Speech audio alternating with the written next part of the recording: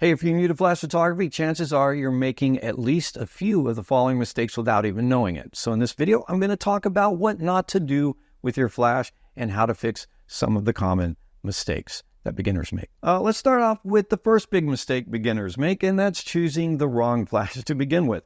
Look, when you're first starting out, it's easy to assume that you can just pick a flash that's in your price range and, think that you're good to go. But besides price, there are a lot of other things to consider when buying your first flash, especially if you want to expand your skills and continue to improve your flash photography. Now, you're choosing the wrong flash if it's not compatible with your camera. Your flash should, at the very least, be compatible with your camera. Now, different manufacturers implement features like TTL in their own ways. So if you have a Canon camera, get a flash made to work with Canon cameras. Sony, Nikon, the same thing. It doesn't have to be made by the same manufacturer as your camera. It's just got to be compatible. Another thing is you don't want a flash that lacks power.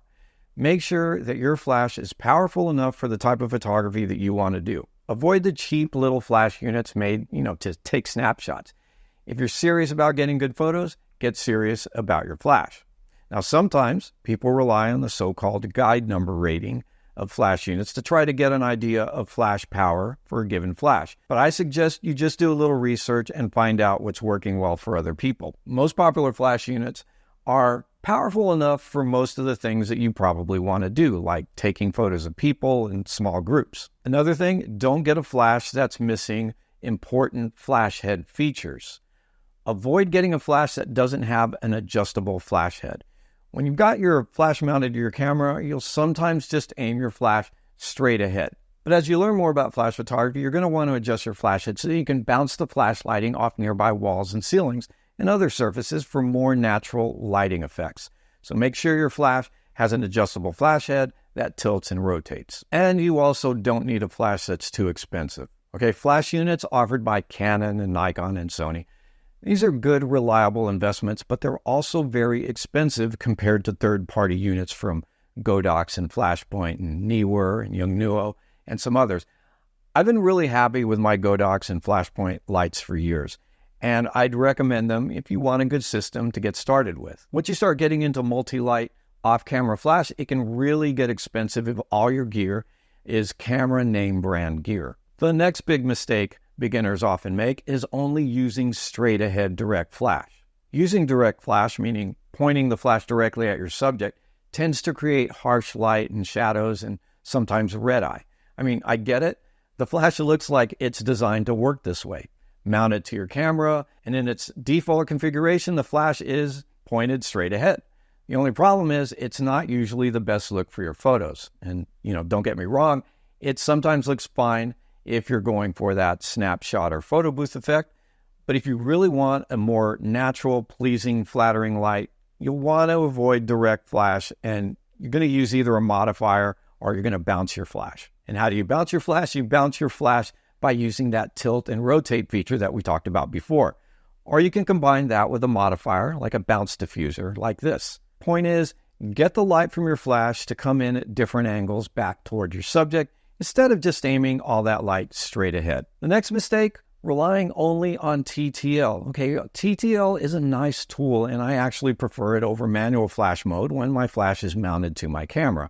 In other words, when I'm using on-camera flash, I'm probably using TTL, even if I've got my camera itself in manual mode. TTL is great for run-and-gun work like events. I mean, imagine a wedding reception where you're doing table photos or getting grab shots of guests.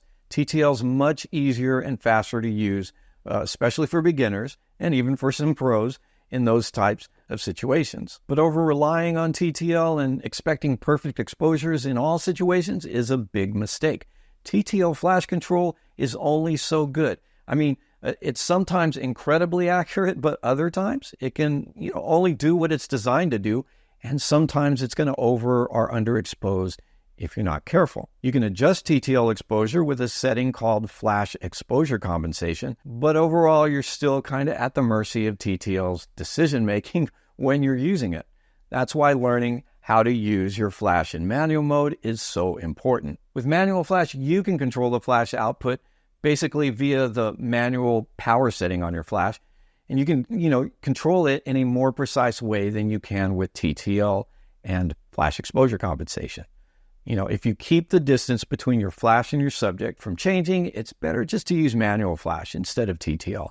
And this becomes especially true when you start getting serious with off-camera flash setups. Speaking of off-camera flash portrait setups, if you'd like to learn exactly how to set up your flash for portraits, including recommendations on the actual gear that I use, I highly recommend that you download my free guide, the 10-minute guide to off-camera flash. This is going to get you on the fast track to taking beautiful portraits with your flash. And this free bonus bundle also includes the very handy camera bag checklist, photo shoot notebook sheets, and a couple of model release templates that I use for my portrait shoots. Click the link in the video description below to get all of this for free. Another mistake beginners often make with flash photography is misunderstanding high-speed sync. Shooting with a shutter speed faster than your camera's sync speed without high-speed sync enabled causes part of your image to be blacked out. Why does this happen? Okay, your camera likely has a set flash sync speed, and that's the maximum shutter speed that you should use when using your flash in a normal way.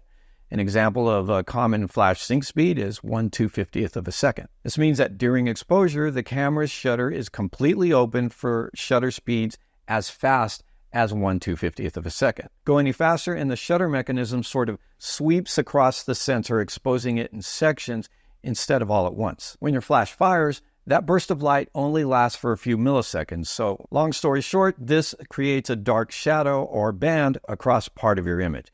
If the flash lasted longer, covering the entire duration of that section-by-section exposure, your photo would look like a normal flash shot. To solve this problem, we use high-speed sync.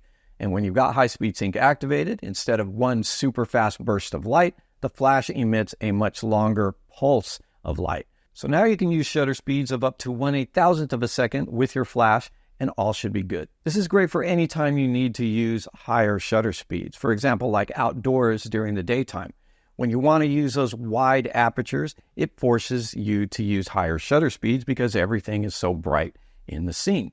But say you want to add a little bit of flash for fill light, you can do it with high-speed sync. One thing you should be aware of is that when using high-speed sync, the flash power is usually reduced, so keep that in mind. Also, what's cool is with many flash units and compatible cameras, you can just leave the high-speed sync setting on, and it's only going to activate when you exceed those normal flash sync shutter speeds. Okay, that's my short list of beginner mistakes where flash photography is concerned. Buying the wrong flash to begin with is obviously the one to avoid first. You want to make sure that you get a flash that works with your camera, and that'll allow you to do more things as you become more advanced. All right, I hope you enjoyed this video. Make sure to comment, like, and subscribe. It's about all I've got for you today. See you next time.